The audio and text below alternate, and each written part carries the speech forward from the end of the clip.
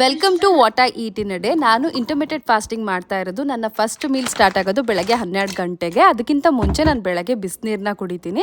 ಅದಕ್ಕೆ ಸಿನಮಿನ್ ಪೌಡರ್, ಚಕ್ಕೆ ಪೌಡರ್ ಮತ್ತು ಆ್ಯಪಲ್ ಸೈಡರ್ ವಿನೆಗರ್ ಮತ್ತು ಜಿಂಜರ್ ಹಾಕ್ಕೊಂಡು ಕುಡಿತೀನಿ. ಇವತ್ತು ಚಕ್ಕೆ ಪೌಡರ್ ಖಾಲಿಯಾಗಿತ್ತು, ಮನೇಲಿ ನಾನೇ ಮಾಡ್ಕೊಂಡಿದ್ದೀನಿ. ಅದಾದಮೇಲೆ ಪೂಜೆ ಎಲ್ಲ ಮಾಡಿಬಿಟ್ಟು ಇವತ್ತಿನ ಬೆಳಗಿನ ಬ್ರೇಕ್ಫಾಸ್ಟಿಗೆ ಅವಲಕ್ಕಿ ಮಾಡ್ಕೊಂಡಿದ್ದೀನಿ. ಬೀಟ್ರೂಟ್, ಕ್ಯಾರೆಟ್ ಮತ್ತು ಜಿಂಜರ್ ಹಾಕಿ ಜ್ಯೂಸ್ ಮಾಡ್ಕೊಂಡಿದ್ದೀನಿ. ಮತ್ತು 1 ಗಂಟೆ ಅಷ್ಟೊತ್ತಿಗೆ ನಾನು ಆಯುರ್ವೇದಿಕ್ ಟೀ ಇದನ್ನು ಮನೇಲೇ ಮಾಡ್ಕೊಂಡಿರೋದು.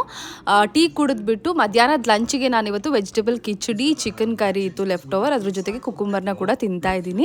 ಊಟ ಎಲ್ಲ ಆಗಿ ಒಂದು ಅರ್ಧ ಗಂಟೆ ಆದಮೇಲೆ ಬಟರ್ ಮಿಲ್ಕ್ನ ಮಾಡ್ಕೊಂಡು ಕುಡಿತಾ ಇದ್ದೀನಿ. ಇದಕ್ಕೆ ನಾನು ಕ್ಯೂಮಿನ್ ಪೌಡರ್, ಜೀರಿಗೆ ಪುಡಿ ಹಾಕೊಂಡು ಕುಡಿತೀನಿ, ಯಾಕಂದರೆ ಡೈಜೆಷನ್ಗೆ ತುಂಬಾ ಒಳ್ಳೆಯದು.